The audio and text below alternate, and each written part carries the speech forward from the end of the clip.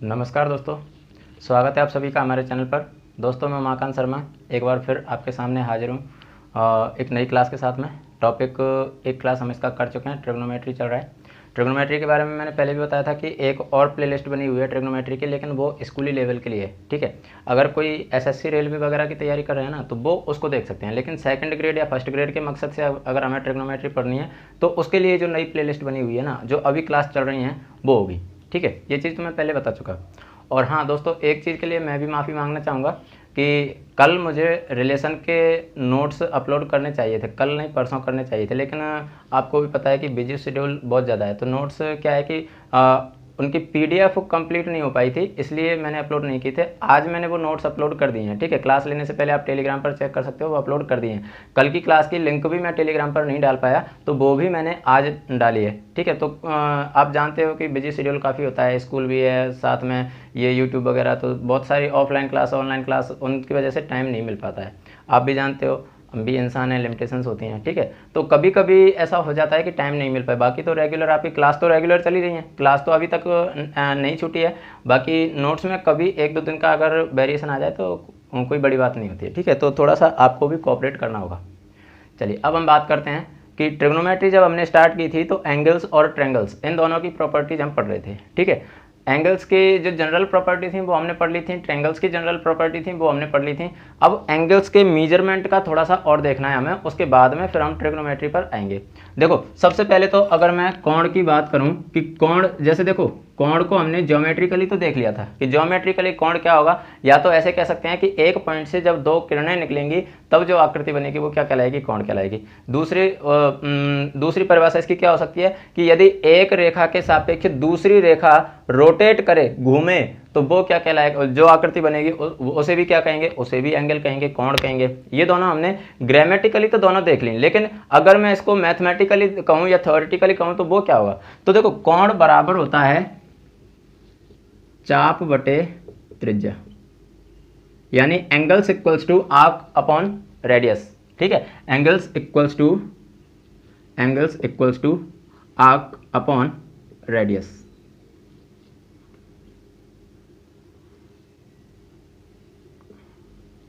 ठीक है, आर्क क्या होती है समझते हो, आर्क क्या होती है। देखो ये बनाया मैंने एक सर्कल, ठीक है, और इस सर्कल पर, इसकी सर्कल के सरकमफेरेंस पर कोई भी मैंने दो पॉइंट ले लिए। ठीक है, मान लो जैसे एक पॉइंट मैंने ये ले लिया और एक पॉइंट मैंने ये ले लिया। ठीक है, तो अब इससे इनके बीच की जो सरकमफेरेंस की जो डिस्टेंस है ना इनके बीच की, ये वाली, ये क्या कहलाती है, ये आर्क कहलाती है। ठीक है, ये क्या कहलाएगी, आर्क कहलाएगी। अब देखो इसको अगर मैं सेंटर से मिला दूं, तो सेंटर से जब मिलाऊंगा ये रेडियस और ये भी रेडियस, तो यहाँ पर जो जो आकृति बन रही है वो क्या होगी, वो एंगल होगी। ठीक है, तो एंगल को अगर थ्योरेटिकली लिखना है तो कैसे लिख सकते हैं, चाप बटे त्रिज्या। ठीक है, अब बात करेंगे हम कि एंगल का मेजरमेंट कैसे करते हैं। तो दोस्तों एंगल का मेजरमेंट करने की या एंगल को मापने की हमारे पास तीन विधियां हैं। अगर आपको याद हो तो कल की क्लास में मैंने तुम्हें acute angle, obtuse angle, right angle वगैरह ये लिखाए थे। ठीक है, और इनके मेजरमेंट लिखाए थे। तो मैंने क्या बोला, राइट एंगल कितने डिग्री का होता है, तो आपने बोला कि सर राइट एंगल जो होता है ना वो 90 डिग्री का होता है। अब बात आती है कि डिग्री क्या है, डिग्री क्या है। 90 तो समझ में आया कि 90 तो ये तो एक नंबर हो गया, लेकिन डिग्री क्या है। तो डिग्री जैसे हम देखो ऐसे समझो, जैसे मैंने कहा कि जयपुर से अलवर कितनी दूर है, तो आप कहोगे कि सर लगभग 200 किलोमीटर के समथिंग होगा अप्रॉक्सीमेटली। मुझे नहीं पता कि अलवर कितनी दूर है, ठीक है, अप्रॉक्सीमेटली बता रहा हूँ मैं। मान लो कि 200 किलोमीटर दूर है, तो किलोमीटर क्या हुआ, डिस्टेंस की यूनिट हुई ना। तो ऐसे ही यहाँ पर डिग्री क्या है, ये एंगल की यूनिट है। जैसे मैं कहूँ कि अब से, और मान लो मैंने कहा कि मोहन 3 घंटे से पढ़ रहा है, तो 3 तो समझ में आया कि 3 तो नंबर हो गया, लेकिन घंटे क्या है। आप कहोगे कि सर वो टाइम की यूनिट है। तो जैसे वो टाइम की यूनिट है, जैसे किलोमीटर डिस्टेंस की यूनिट है, ऐसे ही डिग्री इसकी यूनिट है। तो हम जानते हैं कि डिस्टेंस की यूनिट देखो मीटर भी होती है, सेंटीमीटर भी होती है, किलोमीटर भी होती है, मिलीमीटर भी होती है, फुट भी होती है, बहुत सारी यूनिट होती हैं, इंच भी होती है।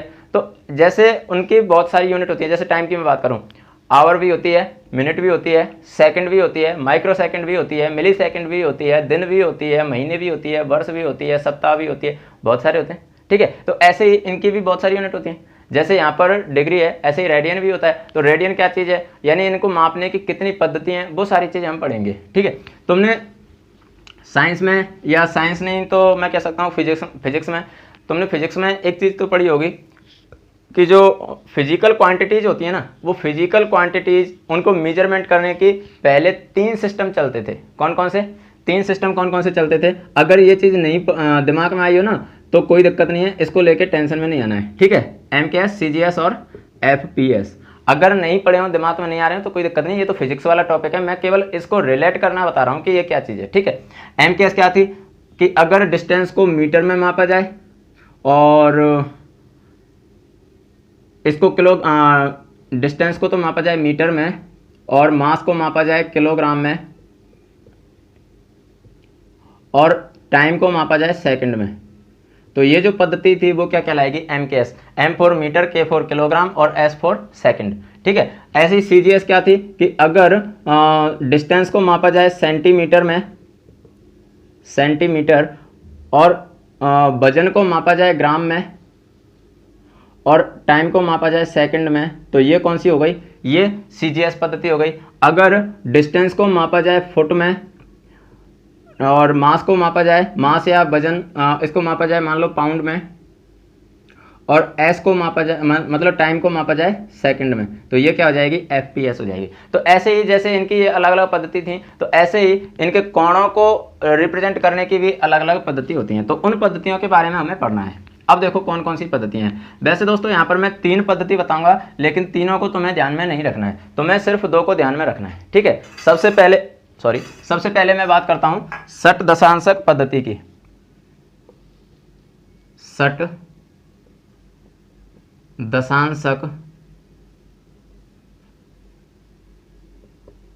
पद्धति, षट दशांशक पद्धति या इसको कहते हैं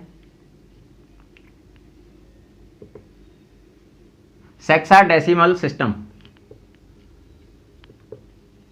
सेक्साडेसिमल सिस्टम। अब सेक्साडेसिमल सिस्टम ये क्या होता है? ये सेक्साडेसिमल सिस्टम होता क्या है वो चीज समझो। अभी देखो षट दशांशक पद्धति को सुन के तुम्हें ऐसा लग रहा होगा कि सर ये क्या नई चीज आ गई, हमने तो आज तक नहीं पढ़ी, लग रहा होगा ना। काफ़ी सारे बच्चों को लग रहा होगा, ज़्यादातर को लग ही रहा होगा, बाकी कुछ ऐसे होंगे जो इससे परिचित होंगे, लेकिन काफ़ी सारे बच्चों को लग रहा होगा। तो देखो षट दशांशक पद्धति का मतलब क्या होता है?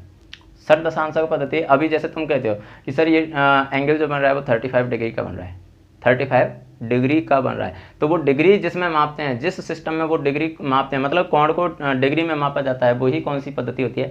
षट दशांशक पद्धति होती है। अजीब लग रहा है ना कि डिग्री तो आज तक पढ़ते आए हैं लेकिन षट दशांशक तो नहीं पढ़ा, तो कोई बात नहीं। षट दशांशक पद्धति में ऐसे समझो तुम तो कि इसमें राइट एंगल जो होता है ना, यानी 90 डिग्री। अब ये सारी चीज़ें मैं पहले बता चुका हूँ, इसलिए अब तो दिमाग में राइट एंगल बोलते ही दिमाग में 90 डिग्री आ जाना चाहिए, ठीक है। तो इसमें समकोण को, इसमें एक समकोण को 90 बराबर भागों में बांटा जाता है। इसमें एक समकोण को 90 बराबर भागों में बांटा जाता है। अब 90 बराबर भागों में बांट दिया तो एक भाग जो बनेगा, 90 बराबर भागों में बांट दिया तो एक भाग जो बनेगा, उस एक भाग को हम क्या कहते हैं? उस एक भाग को हिंदी में कहते हैं अंश और इंग्लिश में कहते हैं डिग्री। हिंदी में कहते हैं अंश और इंग्लिश में कहते हैं डिग्री, ठीक है। उस 90 बराबर भागों में जो समकोण को बांटा था उसमें से एक जो अंश बचेगा उसे हम क्या कहेंगे? डिग्री कहते हैं या अंश कहते हैं। तो इसलिए मैं कह सकता हूं कि एक समकोण बराबर 90 डिग्री। आया समझ में? एक समकोण बराबर 90 डिग्री। तो यहाँ पर जो हम डिग्री काम में लेते हैं, इसका जैसे मैंने कहा 35 डिग्री, इसका मतलब क्या हुआ कि समकोण का 35वां हिस्सा, ठीक है, यानी समकोण का 35वां हिस्सा, ठीक है। उसमें से यानी समकोण को जब 90 बराबर भागों में बांटा था उसमें से 35 हिस्से, वो होता है 35 डिग्री का मतलब। तो डिग्री का मतलब समझ में आया क्या होता है? डिग्री का मतलब होता है कि एक समकोण को जब 90 बराबर भागों में बांट दिया जाए तो फिर जो एक हिस्सा होगा उसे हम अंश या डिग्री कहते हैं। अब दोस्तों यहाँ पर ये डिग्री पर ही खत्म नहीं होता है मामला डिग्री से आगे चलता है। और डिग्री से आगे जब मामला चलता है तो जब हम एक डिग्री को भी फिर बराबर भागों में बांटते हैं, और कितने बराबर भागों में बांटते हैं? एक डिग्री को हम बांटते हैं 60 बराबर भागों में, ठीक है। एक डिग्री को हम 60 बराबर भागों में बांटते हैं और उसे हम क्या कहते हैं? मिनट। 1 डिग्री को 60 बराबर भागों में बांटते हैं और एक भाग को क्या कहते हैं, मिनट। इसका मतलब क्या हुआ कि 1 डिग्री को ध्यान रखें, ये जो हम अंश या डिग्री जो बोल रहे हैं ना, इसको रिप्रेजेंट ऐसे करते हैं, जैसे ये ऊपर ये छोटी सी बिंदी लगा देते हैं ना, इसे डिग्री से रिप्रेजेंट करते हैं। और मिनट को कैसे रिप्रेजेंट करेंगे, 1 degree equals to 60 minute. Minute के लिए ये डैश जैसा लगाते हैं ऊपर की तरफ, ठीक है, ऊपर की तरफ ये डैश जैसा कह सकते हैं कि कॉमा, लेकिन हिंदी में जो इन्वर्टेड होता है ना, उसको तो ऐसे थोड़ा सा घुमाया जाता है, लेकिन इसको घुमाया नहीं जाता, इसको डायरेक्ट ऐसे डैश की तरह लिखा जाता है, ठीक। तो 1 मिनट बराबर 60 डिग्री, और यहीं से 1 डिग्री बराबर 60 मिनट, मैं उल्टा बोल गया था, 1 डिग्री बराबर 60 मिनट, और यहीं से हम कह सकते हैं कि 1 मिनट बराबर होता है 60 सेकंड। सेकंड के लिए हम डबल डैश लगा देते हैं। तो तीनों चीज समझ में आ चुकी होंगी कि डिग्री क्या होती है। जब एक समकोण को 90 बराबर भागों में बांट दिया जाए तो जो एक भाग होता है उसे हम क्या कहते हैं, डिग्री या अंश कहते हैं। एक अंश को अगर 60 बराबर भागों में बांट दिया जाए तो उसे हम क्या कहेंगे, उसे हम मिनट कहते हैं। 1 डिग्री को 60 बराबर भागों में बांट दिया तो उसे हम क्या कहेंगे, मिनट कहेंगे। और 1 मिनट को अगर 60 बराबर भागों में बांट दिया जाए तो इसे हम क्या कहते हैं, सेकंड कहते हैं, ठीक। मिनट और सेकंड, ठीक है, मिनट और सेकंड। अगर एक डैश लगा हुआ है इसका मतलब मिनट, और 2 डैश लगे हुए हैं मतलब सेकंड, ठीक है। तो डिग्री डिग्री, मिनट और सेकंड, ये तीनों इसमें होते हैं। समझ में आया। अब हम बात करेंगे अगले सिस्टम की। षट दशांशक पद्धति समझ में आ गई। षट दशांशक का मतलब होता है हेक्साडेसिमल, यानी अगर एक समकोण को 90 बराबर भागों में बांट दिया जाए तो प्रत्येक भाग क्या कहलाएगा, डिग्री या अंश कहलाता है, ठीक।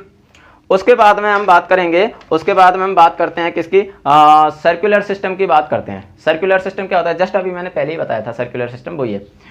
सर्कुलर सिस्टम क्या होता है, जैसे ये एक सर्कल था, अभी मैंने बताया था ना कि ज्योमेट्रिकली तो मैं बता चुका था, ठीक है, ज्योमेट्रिकली तो मैंने बता ही दिया था।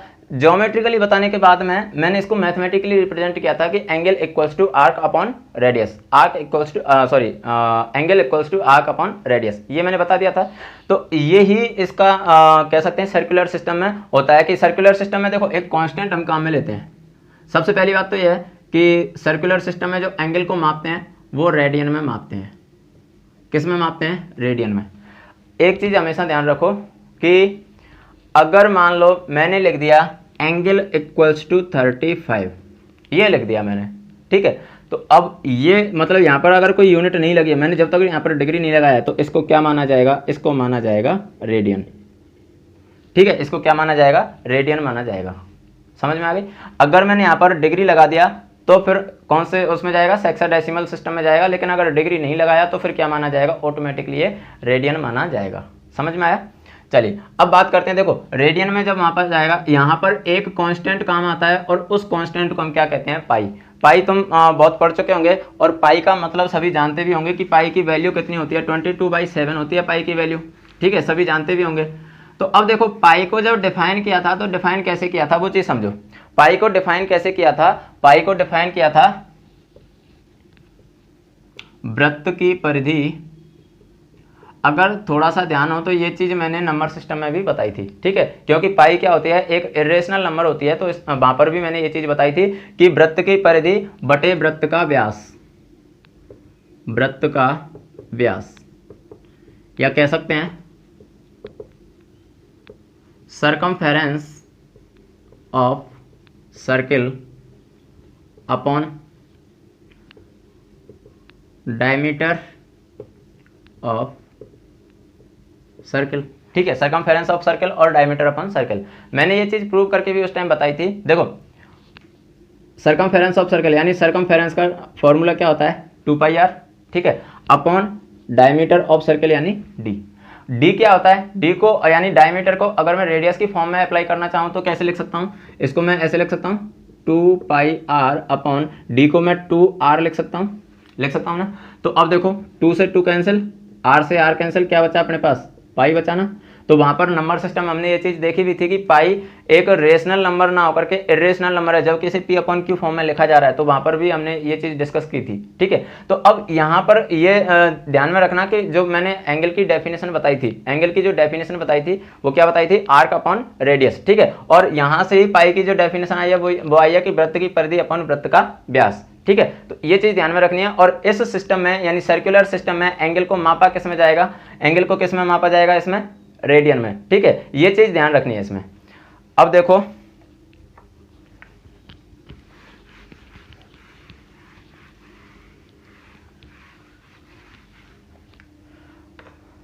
एक होता है फ्रांसीसी पद्धति, फ्रांसीसी पद्धति। फ्रांसीसी पद्धति को आपको ध्यान नहीं रखना है, ठीक है, ध्यान नहीं रखना है। मैं हल्की सी इंट्रोडक्शन दे देता हूँ। फ्रांसीसी पद्धति में क्या होता है कि इसको 90 की बजाय 100 बराबर भागों में बांटा जाता है, इसीलिए इसे शतांतक पद्धति भी कहते हैं, ठीक है, इसीलिए इसे शतांतक पद्धति भी कहते हैं, क्योंकि 100 बराबर भागों में बांटा जाता है। और 100 बराबर भागों में बांटने की वजह से 100 का मतलब क्या होता है, सत, सत माने 100, सत की वजह से सॉरी शतांतक नहीं, शतांशक पद्धति भी कहते हैं। शतांशक पद्धति यानी इसको अगर हिंदी में मैं रिलेट करूं तो सत प्लस अंश यानी अंशक, सत प्लस अंशक। सत का मतलब क्या होगा 100 और अंश का मतलब क्या होता है, अंश का मतलब क्या होता है भाग। यानी अगर 100 भाग कर दिए जाए, जैसे हमने पहले 90 भाग किए थे, अगर हम इसके 100 भाग कर दें तो वो कौन सी होगी, वो शतांतक पद्धति होगी। शतांतक पद्धति में जब मापा जाएगा तो उसमें एंगल को ग्रेड में मापा जाता है। एंगल को किस में मापा जाएगा, ग्रेड में मापा जाएगा। और ग्रेड को रिप्रेजेंट किससे करेंगे, जी से रिप्रेजेंट करेंगे। जैसे डिग्री को हमने ऊपर बिंदु लगा के या डॉट लगा के रिप्रेजेंट किया था, और मिनट को ऊपर डैश लगा के रिप्रेजेंट किया था, सेकंड को ऊपर डबल डैश लगा के रिप्रेजेंट किया था, ऐसे ही ग्रेड को जी से रिप्रेजेंट किया जाएगा, ठीक। और ये फ्रांसीसी पद्धति या शतांशक पद्धति, ये इसमें मैंने बता चुका हूं कि सत प्लस अंशक, हिंदी की मतलब संधि विच्छेद के अकॉर्डिंग इसको समझ सकते हैं। सत प्लस अंशक, सत माने 100 और अंशक माने भाग। यानी एक राइट एंगल के अगर 100 भाग कर दिए जाएं तो फिर एक भाग क्या कहलाएगा, एक भाग क्या कहलाएगा, एक ग्रेड कहलाएगा, ठीक, ये ग्रेड कहलाएगा। लेकिन मैं फिर वापस रिपीट कर रहा हूँ कि इसमें से क्वेश्चन बनने के चांस नहीं रहते हैं, ना ही इसको कन्वर्जन करवाया जाता है, इसलिए इसको ज़्यादा दिमाग लगाने की इसमें ज़रूरत नहीं है, ठीक। अब बात आती है कि इन तीनों पद्धतियों में एंगल्स को रिप्रेजेंट कैसे करते हैं, यानी एंगल्स को कन्वर्ट कैसे किया जाता है। यानी मान लो अगर डिग्री में दे दिया तो उसको रेडियन में कैसे कन्वर्ट करेंगे, या रेडियन में दे दिया तो फिर उसको डिग्री में कैसे कन्वर्ट करेंगे। तो एक चीज़ हमेशा ध्यान रख लो, पाई इक्वल्स टू होता है 180 degree, pi equals to 180 degree, ठीक। अब पाई क्या है, यहाँ पर मैंने क्या बोला कि जब भी कोई यूनिट ना दी हो तो हम यूनिट क्या मानते हैं, रेडियन मानते हैं। और अगर डिग्री लगाया हुआ है तब तो यूनिट डिग्री है ही। तो अब देखो यहाँ पर पाई में कोई यूनिट लगी है क्या, नहीं सर, बिल्कुल नहीं लगी। मतलब ये क्या है, पाई रेडियन है ना, ये क्या है पाई रेडियन, और ये क्या है 180 डिग्री। तो रेडियन को अगर डिग्री में कन्वर्ट करना है, देखो डायरेक्ट मैं चाहता तो डायरेक्ट बता सकता था कि रेडियन को डिग्री में कन्वर्ट करने के लिए 180 बाई पाई से मल्टीप्लाई करते हैं, 180 बाई पाई से मल्टीप्लाई करते हैं। लेकिन वो चीज़ बच्चों को कंफ्यूज करती है कि कब तो हमें 180 बाई पाई से करना है, कब हमें पाई बाई 180 से करना है। तो वो चीज़ मैं यहाँ पर समझाने की कोशिश कर रहा हूँ। तो थोड़ा सा ध्यान से देखना कि पाई रेडियन को हम कहते हैं 180 डिग्री, ये आप सभी जानते भी हो, ठीक है। Pi radian equals to 180 degree होता है। तो इसका मतलब है कि मैं कह सकता हूँ कि 1 radian equals to 180 degree by pi, या कह सकता हूं कि 180 बाई पाई डिग्री, ये भी कह सकता हूं, ठीक है। तो इसका मतलब है अब मुझे कितने भी रेडियन निकालना हो, मान लो मैंने कह दिया कि 50 रेडियन इसको डिग्री में कन्वर्ट करना है, 50 रेडियन को डिग्री में कन्वर्ट करना है, तो 50 इंटू 180 बाई पाई, ये लो।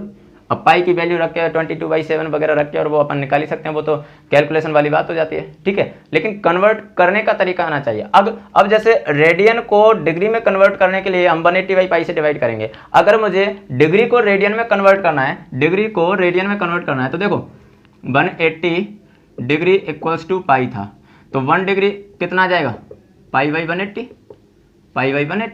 अब जितनी भी डिग्री चाहिए उसको पाई बाई 180 से मल्टीप्लाई कर दो और अपने पास आ जाएगा, ठीक है।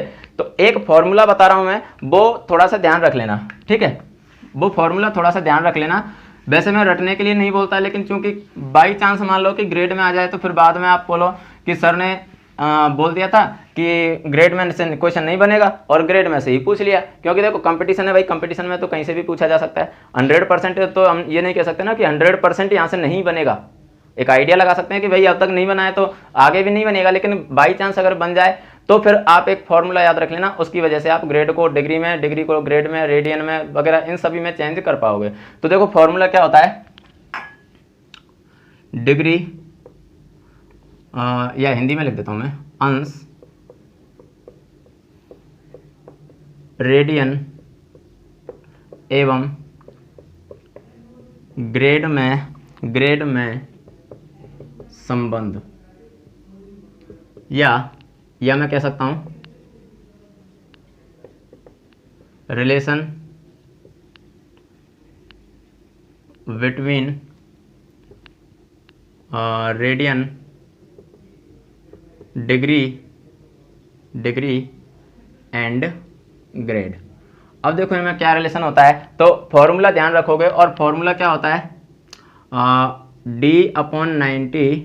d/90 इक्वल्स टू 2r/पाई इक्वल्स टू g/100। ये फॉर्मूला याद रखो। ये फॉर्मूला अगर याद हो गया तो मान लो कि तुम इसको कन्वर्ट कर सकते हो, ठीक है। यहाँ पर r को मैं कैपिटल बना देता हूँ क्योंकि रेडियन को कैपिटल R से डिनोट करते हैं, ठीक है। d4 क्या है यहाँ पर, d4 क्या है, डिग्री, d4 क्या है, डिग्री, r4 क्या है यहाँ पर, रेडियन, g4 क्या है यहाँ पर, ग्रेड, ठीक है। और पाई का मतलब तो सभी जानते हो, पाई का मतलब क्या होता है, पाई तो सभी जानते हो ना, एक कांस्टेंट है ये, तो इसकी वैल्यू तो सभी जानते हैं 22/7 होती है। तो ऐसे करके इनको मतलब कन्वर्ट किया जा सकता है। अब देखो अभी जैसे मैंने बताया था कि डिग्री को रेडियन में और रेडियन को डिग्री में कन्वर्ट कैसे करते हैं, तो देखो यहाँ से देखो डिग्री इक्वल्स, इसको देखो d/90 इक्वल्स टू 2r/पाई। तो यहाँ से अगर मुझे डिग्री को रेडियन में कन्वर्ट करना है तो 90 को उधर ले जाओ, 90 इंटू 2/पाई, और ये क्या आ जाएगा r। तो d इक्वल्स टू 90 इंटू 2 क्या आ गया, 180/पाई r। यानी अगर डिग्री को रेडियन में कन्वर्ट करना है तो 180/पाई से मल्टीप्लाई करेंगे, आ गया ना वही, तो वो इससे आ जाएगा। तीनों में से किसी का भी कन्वर्जन अपन देख सकते हैं। तो इस फॉर्मूले को आपको याद रखना है। वैसे मैं याद रखने के लिए बोलता नहीं हूँ, लेकिन अब ये ऐसी चीज़ें होती हैं क्योंकि हमें कंपटीशन में टाइम बचाना होता है, तो टाइम बचाएंगे तब जाके हम सारे क्वेश्चंस को अटेम्प्ट कर सकते हैं। तो टाइम का थोड़ा सा ध्यान रखना होता है, इसलिए मैं बोल रहा हूँ कि इस फॉर्मूले को याद रख लेना, ठीक। कुछ डायरेक्ट रिजल्ट भी मैं बताऊँगा, वो भी आपको डायरेक्ट ही याद रखने हैं, ठीक है। रिजल्ट बताऊँगा वो भी आपको डायरेक्ट ही याद रखने हैं, क्योंकि वो डायरेक्ट तो नहीं पूछे जाएंगे, मतलब पूछे जा सकते हैं लेकिन चांस कम है। लेकिन क्वेश्चन सॉल्व करने में इतनी हेल्प मिलेगी कि फिर तुम अगर वो आपको डायरेक्ट रिजल्ट याद है तो फिर वो क्वेश्चन तुम चुटकियों में हल कर सकते हो, ठीक है। इसलिए वो मैं बताऊंगा, वो आपको थोड़े से ध्यान रखने पड़ेंगे। चलिए, अब ये तो बात हो गई त्रिकोणमिति में, त्रिभुज की और कोणों की, ठीक है। इनके हम बेसिक देख चुके हैं। अब हम बात करेंगे त्रिकोणमिति की। तो सबसे पहले मैं बात करता हूं त्रिकोणमिति के अनुपात, त्रिकोणमिति के अनुपात, यानी रेशोज ऑफ ट्रिग्नोमेट्री। अब त्रिकोणमिति के अनुपात क्या होते हैं समझो। त्रिकोणमिति के अनुपात दोस्तों टोटल 6 अनुपात हैं। कौन कौन से, sine cos, tan cot, sec cosec, 6 अनुपात होते हैं टोटल, ठीक है। Sine cos tan cot sec और कॉसेक, ये 6 होते हैं। इनके साथ में एंगल को हम मान लेते हैं इसमें क्या, थीटा। एंगल को क्या मान लेते हैं हम, थीटा। थीटा एक ग्रीक भाषा का अक्षर है, ठीक है, ग्रीक भाषा का अक्षर है थीटा। तो ये थीटा आप सभी को पता होगा कि ये तो स्मॉल थीटा है। कैपिटल थीटा अगर बनाना है तो वो कैसे बनाते हैं, ये कैपिटल थीटा होता है। ये सारी चीज़ें आप सभी को पता होंगी, ठीक है, क्योंकि मैथमेटिक्स के स्टूडेंट हो, ग्रेजुएशन करके आए हो मैथमेटिक्स में, तो ये सारी चीज़ें तो आपको पता होंगी। चलिए, मैं इनकी बात नहीं कर रहा, मैं तो इनकी बात कर रहा हूँ कि ये अनुपात हैं। तो अनुपात क्या होते हैं समझो। इसके लिए आपको पाइथागोरस थ्योरम पता होनी चाहिए कि क्या होती है। पाइथागोरस थ्योरम क्या होती है समझो। पाइथागोरस थ्योरम का मतलब होता है कि किसी भी समकोण त्रिभुज में कर्ण का वर्ग उसकी अन्य दोनों भुजाओं के वर्ग के बराबर होता है। ये तो स्टेटमेंट हो गया पाइथागोरस प्रमेय का। किसी समकोण त्रिभुज में इन ए राइट एंगल ट्रायंगल कर्ण का वर्ग स्क्वायर ऑफ हाइपोटेनियस उसकी अन्य दोनों भुजाओं के वर्ग के यानी वर्ग के योग के बराबर होता है। यानी in a right angle triangle the square of hypotenuse is equals to the sum of other two sides squares, ठीक है। कर्ण का वर्ग अन्य दोनों भुजाओं के वर्ग के बराबर होता है। चलिए मैं इसको समझाने की कोशिश करता हूँ। जैसे मैंने ये एक समकोण त्रिभुज ले लिया, ठीक, ये ABC मैंने इसको नाम दे दिया, और ये एंगल B 90 डिग्री का एंगल है। अगर एंगल B 90 डिग्री है, अगर एंगल B 90 डिग्री है तो 90 डिग्री के सामने वाली भुजा क्या होती है, वो भुजा कर्ण कहलाती है, ठीक, कर्ण। और एक इस भुजा को मान लेते हैं हम आधार और इसको मान लेते हैं हम लंब। बाकी इसको आधार और इसको लंब मान सकते हो, कोई इश्यू नहीं है, लेकिन किसमें, पाइथागोरस प्रमेय में, ठीक है। त्रिकोणमिति में तो दिक्कत हो जाएगी। अब देखो पाइथागोरस प्रमेय क्या कहती है कि समकोण त्रिभुज में कर्ण का स्क्वायर उसकी अन्य दोनों भुजाओं के स्क्वायर के बराबर होता है। तो ये पाइथागोरस प्रमेय का स्टेटमेंट हो गया, ये फॉर्मूला हो गया। कर्ण स्क्वायर इक्वल्स टू लंब स्क्वायर प्लस आधार स्क्वायर, ये पाइथागोरस थ्योरम होती है, ठीक। अब देखो पाइथागोरस थ्योरम के आधार पर जब हमें ये चीज पता लग जाती है, अब हम बात करेंगे किसकी, त्रिकोणमिति की। तो त्रिकोणमिति में देखो दोस्तों पाइथागोरस प्रमेय का यहाँ पर यूज होगा, इसलिए मैंने बता दिया पहले, ठीक है। अब देखो त्रिकोणमिति में मैं देखूं तो देखो, जैसे मैंने बोला कि एंगल को हम क्या मानते हैं, थीटा। मान लो कि मैंने इस एंगल को मान लिया थीटा, इस एंगल को यानी एंगल सी को मैंने क्या मान लिया, थीटा। तो अभी मैं बोल रहा था कि पाइथागोरस प्रमेय में ये भुजा तो कर्ण होगी, यानी 90 डिग्री के सामने वाली कर्ण होगी, बाकी किसी को भी लंब मानो, किसी को आधार मानो, कोई दिक्कत नहीं है, बताया था मैंने, ठीक है। लेकिन अब क्या होगा, त्रिकोणमिति में जब मैंने इसको थीटा मान लिया, त्रिकोणमिति में जब मैंने इसको थीटा मान लिया, तो ये ध्यान रखना कि ये थीटा है तो फिर ये भुजा लंब होगी, ये आधार होगी, कन्फर्म हो गया अब ये, ठीक है। अब ये नहीं कर सकता मैं कि अगर ये थीटा है तो इसको आधार कर दूं और इसको लंब कर दूं, ठीक। तो कहने का मतलब है कि यहां से एक चीज विशेष ध्यान रखना, थीटा के सामने वाली भुजा, थीटा के सामने वाली भुजा लंब होती है। दूसरा पॉइंट क्या हो जाएगा, दूसरा पॉइंट क्या हो जाएगा, 90 डिग्री के सामने वाली भुजा, 90 डिग्री के सामने वाली भुजा कर्ण होती है। और जब अपने पास दोनों भुजाएं आ गई तो ऑब्वियसली जो तीसरी भुजा बचेगी वो क्या कहलाएगी, वो आधार होगी। तीसरी भुजा बचेगी वो क्या होगी, आधार होगी। अब ऐसे सोचो कि जैसे मैंने ये थीटा माना तो ये लंब था और ये आधार था, लेकिन मान लो मैंने थीटा इसको ना मान के थीटा मैंने इसको मान लिया। अगर ये थीटा है तो अब इस सिचुएशन में ये लंब होगा और ये आधार होगा। बस ये चीज ध्यान में रखनी है, ठीक है। ये चीज ध्यान में रखनी है कि अगर ये थीटा है तो ये लंब होगा और ये तीसरी भुजा आधार होगी। समझ में आ गया। चलिए अब हम इन रेशोज की बात करेंगे कि ये रेशोज क्या होते हैं।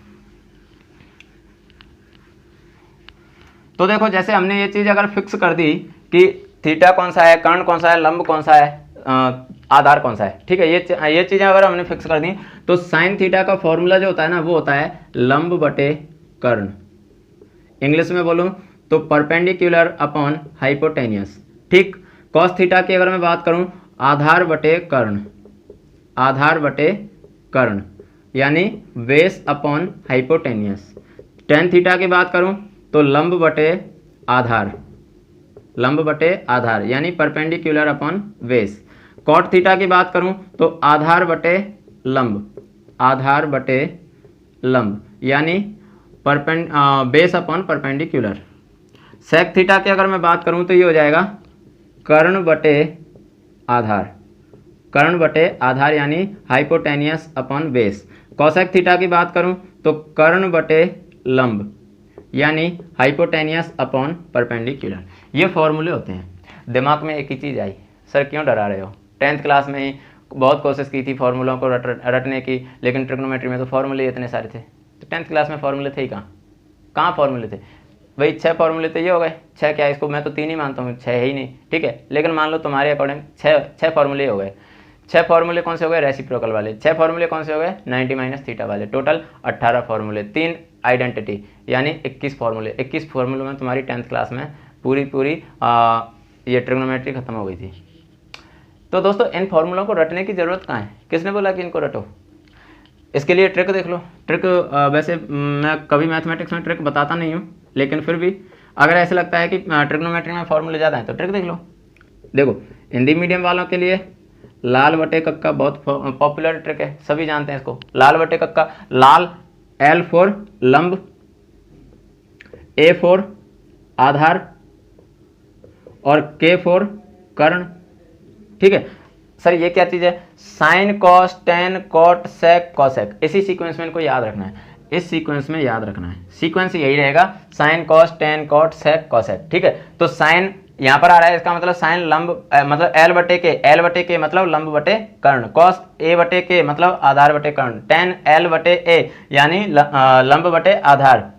अब यहाँ से कॉट ए बटे एल तो कॉट आधार बटे लंब। अब यहाँ से एक चीज निकल के आ गई, ये लो टेन लंब बटे आधार तो कॉट आधार बटे लंब, इसका मतलब यहाँ से मैं कह सकता हूँ tan theta equals to 1 upon cot theta या cot theta equals to 1 upon tan theta. अब ये चीज़ें हालांकि मैं अभी समझाऊंगा, ये चीज़ें मैं समझाऊंगा, लेकिन अभी चूंकि अपने पास टाइम थोड़ा कम है तो इसलिए। बाकी इंग्लिश मीडियम वालों के लिए ट्रिक हो जाएगी PBP HHB, पंडित बद्री प्रसाद हर हर बोले, पंडित बद्री प्रसाद हर हर बोले। देखो P मतलब परपेंडिकुलर, H मतलब हाइपोटेनियस, B मतलब बेस। परपेंडिकुलर अपन हाइपोटेनियस लंब बटे कर्ण, ये देख लो perpendicular upon hypotenuse, base upon hypotenuse, perpendicular upon base, base upon perpendicular, hypotenuse upon base, hypotenuse upon perpendicular. यानी सीक्वेंस तुम्हारा भी वही रहेगा इंग्लिश मीडियम वालों का भी कि sine cos tan cot sec cosec, ठीक है। तो ऐसे करके ये फॉर्मूले हम याद रख सकते हैं, ठीक। तो धन्यवाद दोस्तों, क्योंकि अब इससे आगे हमें समय इजाज़त नहीं दे रहा है कि हम आगे और क्लास को कंटिन्यू रख पाएँ। बाकी मैं जल्दी कोशिश करूंगा कि क्लास का टाइमिंग बढ़ाया जाए, ठीक है। और होली का ऑफर आ रहा है आपके लिए, थोड़ा सा पेशेंस रखें, ठीक है।